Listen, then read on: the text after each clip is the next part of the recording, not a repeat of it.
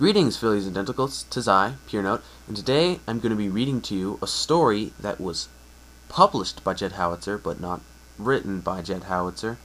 Outspoken. Now, usually I read comedies or romance, but today I'm going to be reading a sad story. I read this once over a few seconds ago, and it's rather really sad. I'm not going to be editing this today. I do not have the time to edit, so instead you get to listen to every one of my screw-ups. Alright, this is Outspoken, published by Jed Howitzer. I trudge slowly down the dark alleyway. The only sounds are the clinking of my chains and the concrete hoofsteps of my escort. It's cold and rainy, as if the world is mourning my impending expiration.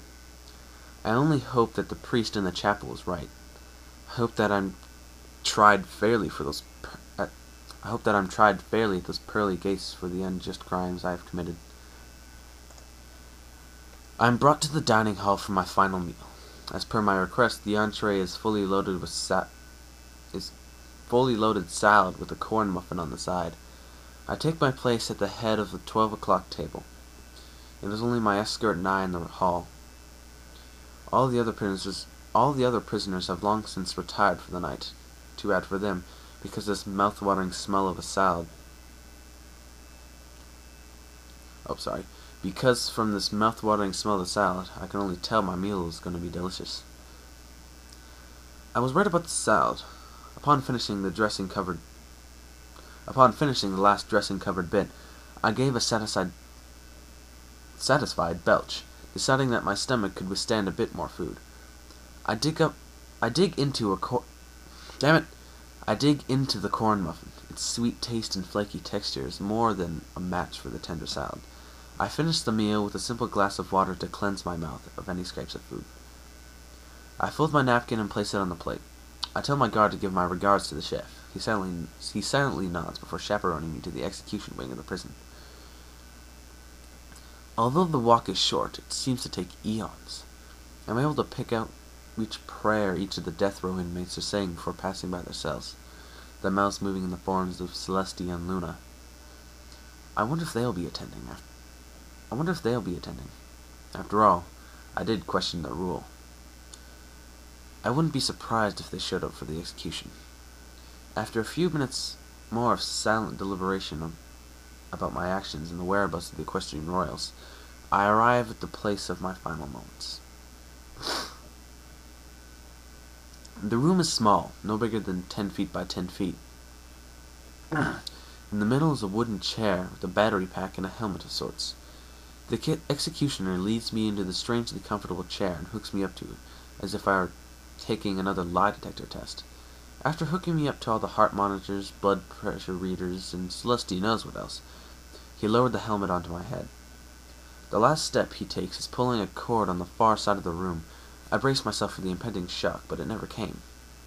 I risk a peek at what's happening on the other side of my eyelids.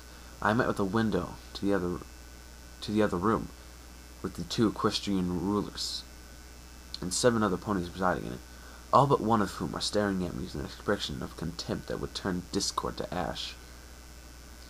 One of them mattered, though. I focused my gaze on an orange filly that was sitting a few seats from where I was. There's a voice on the PA above. "Do you have any last words?" I think for a few seconds. I swallow hard before giving my final respects. I do. I would first like to start by asking why questioning a monarchy is such a bad thing. "Because it uproots the very foundation of Equestria," the one called Twilight screamed.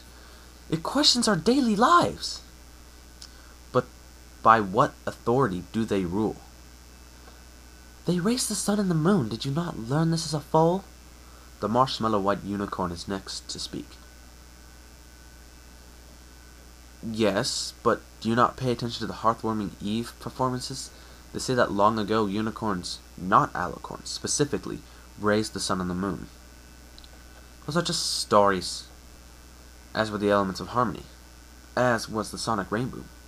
As was the mare and the moon prophecy. Your point? My point is that if at least one pony believes something, he has the power to make his idea spread.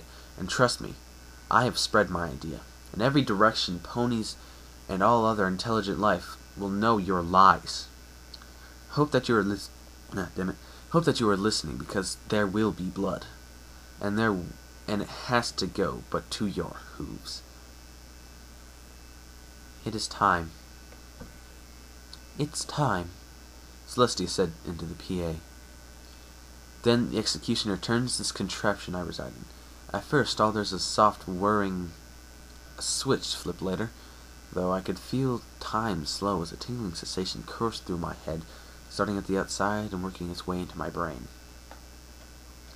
Before I came to overcome, I mutter out, "Scootaloo, I'm sorry I can't be there to be your father.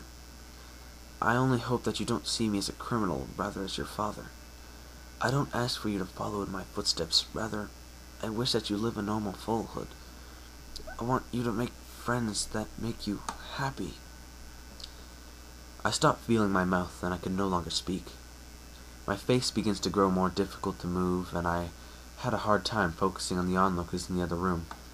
The fogginess continued to invade my vision. I was at the point where I was having trouble keeping my eyes open. Slowly, but almost mercifully, I fall into a blissful sleep. I did not dream in this sleep. All that was there was the tingling inside my head, and the endless darkness that is inside my subconsciousness. I waited for the final blow that could strike me down, but it did not come immediately. This gave me time to think about my crimes, to think about the cruel and inhumane fate that has fallen upon me. My final monologue was cut short by another shock. It wasn't the tingling sensation that put me into the state of unconsciousness.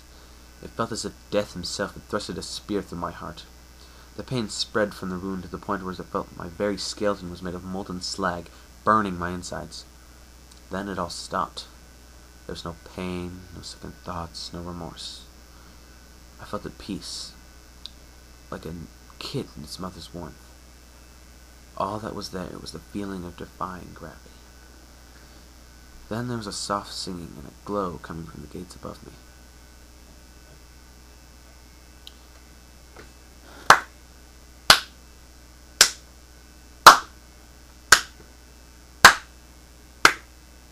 I like it.